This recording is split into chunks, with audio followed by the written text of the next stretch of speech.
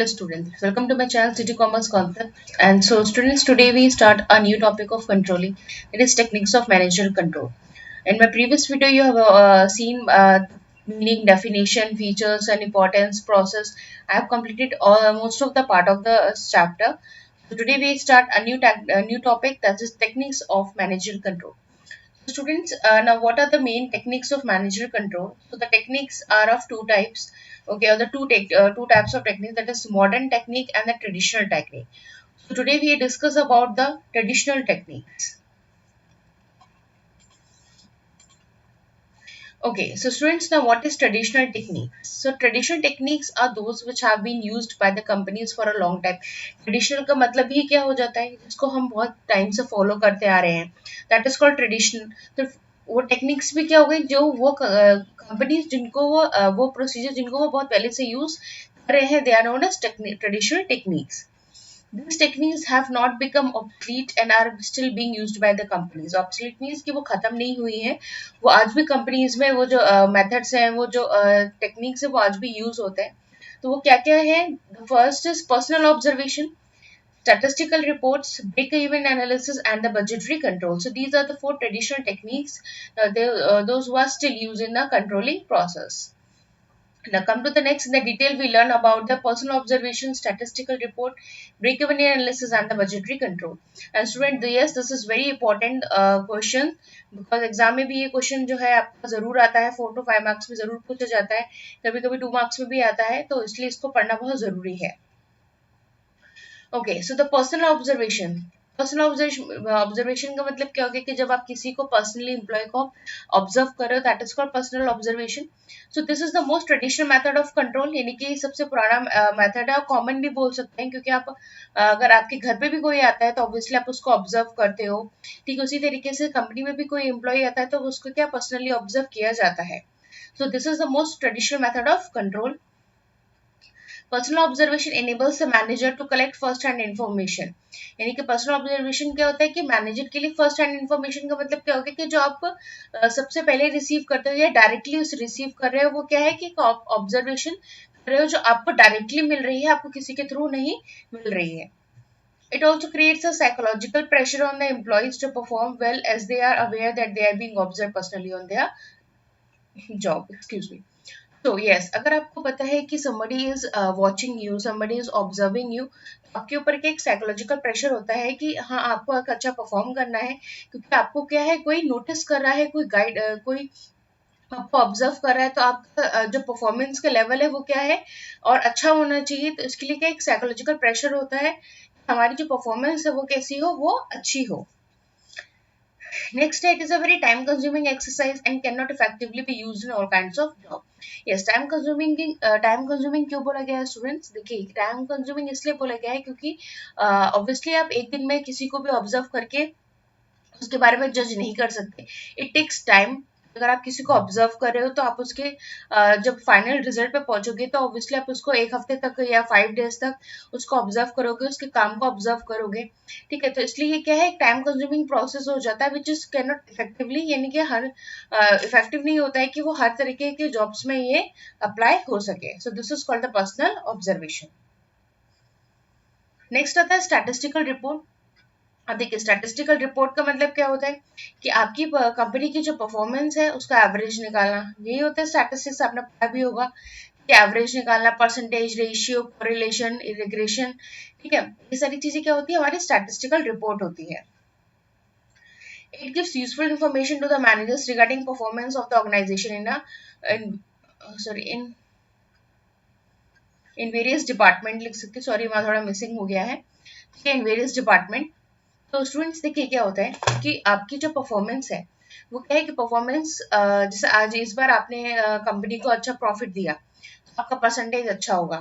Next में फिर क्या होगा कि मे बी आपका परसेंटेज जो है, अगर आपने और अच्छा दिया तो थोड़ा और इंक्रीज हो जाएगा. अगर हो सकता हो कि कुछ लॉस हुआ हो या आपने कंपनी को इतना आपने प्रोडक्शन नहीं दिया हो, तो क्या होगा, वो कम हो जाए. तो हर एक एम्प्लॉय का क्या है, एक ग्राफ, एक रेशियो, एक परसेंटेज प्रिपेयर किया जाता है, जिससे उसकी परफॉर्मेंस का पता चलता है कि उसने वीकली या मंथली उसने कैसा परफॉर्म किया है. It is easy and allow a comparison to be made with performance in previous period and also with the benchmarks. तो इससे क्या हो जाएगा स्टूडेंट्स, देखिए आप लोग के भी रिजल्ट्स होते हैं, क्या होता है कि आप लोग की यूनिट टेस्ट होते हैं, फिर क्वार्टरली हाफ ईयरली होते हैं, ठीक है, सेल्फ असेसमेंट टेस्ट होते हैं। तो क्या है कि वो रिपोर्ट कार्ड क्यों बनाया जाता है, जिससे क्या है कि आप कंपैरिजन कर सके कि लास्ट टाइम आपने अच्छा परफॉर्म किया था कि इस टाइम आपने परफॉर्म किया है। तो यही होता है स्टैटिस्टिकल रिपोर्ट, जो क्या है कि एम्प्लॉय के लिए भी तैयार की जाती है, जिसके लिए क्या होता है कि ईजी हो जाता है कंपैरिजन करना कि प्रीवियस पीरियड में उन्होंने कैसे किया था और वो अब उनका परफॉर्मेंस कैसा है। नेक्स्ट आता है break even analysis. Break even analysis is a technique, student. This is very important. Break even analysis कभी कभी इंडिविजुअली भी पूछा जाता है, इसलिए इसको ध्यान से पढ़िएगा। एंड ये जितने भी नोट्स हैं ये सब मेरे सेल्फ हैंडमेड हैं, इसको आप जो है अपने नोटबुक में नोट डाउन कर लीजिए, इसको आप लिख सकते हैं, पढ़ सकते हैं। दिस इज टोटली वैलिड, इसमें आपको कोई भी आपके मार्क्स कट नहीं कर सकता। Okay, so the break-even analysis is a technique used by the managers to study the relationship between cost, volume and profit. यानी कि किसी भी कंपनी के, ठीक है, उसकी कॉस्ट होती है, उसका वॉल्यूम होता है, प्रॉफिट होता है, इन सब की टेक्निक्स को मैनेजर कैलकुलेट करता है, ठीक है, उसको हम बोलते हैं break even analysis.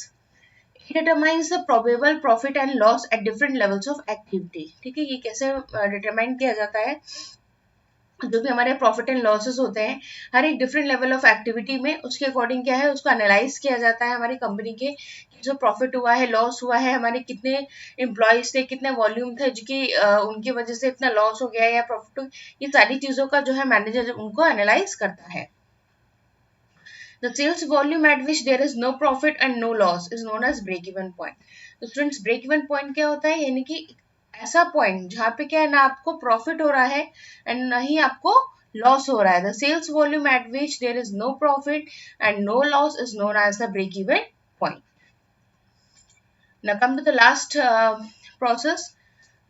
Budgetary control is a technique of managerial control in which all operations are planned in advance in the form of budget and actual results are compared with budgetary standards. Students देखिए क्या है, budgetary control, budget बनाया जाता है, normally समझिएगा।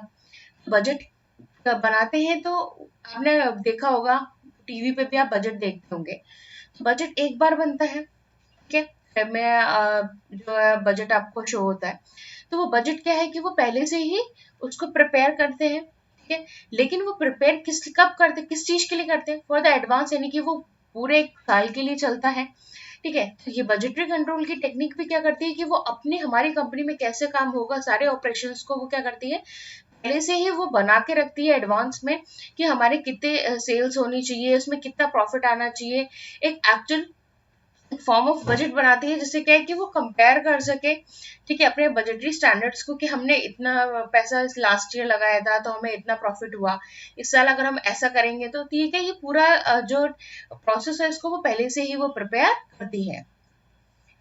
Budget क्या है, budget is a quantitative statement for a definite future period, future के लिए किया जाता है, future period of time for the purpose of obtaining a given objective. क्यों बनाया जाता है, ठीक है, क्योंकि इसका एक ऑब्जेक्टिव होता है कि हाँ हमारी कंपनी को इतना प्रॉफिट होना चाहिए, उसके लिए प्रिपेयर किया जाता है।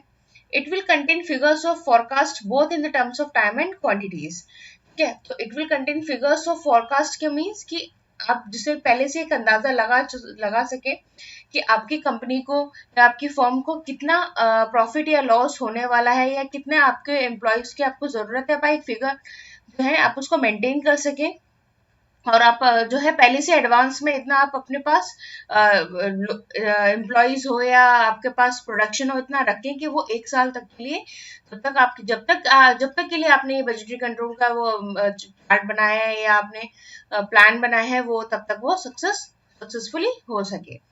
These all are the four techniques. In next class we will discuss about the modern technique students. I hope कि आपको समझ आया होगा। अगर आपको फिर भी कोई डाउट हो मुझे कमेंट सेक्शन में कमेंट कर सकते हैं, एंड अगर आपका कोई अपना चैप्टर हो या कोई किसी भी सब्जेक्ट में प्रॉब्लम हो तो आप मुझे जरूर कमेंट करें। That's for all today students. Thank you.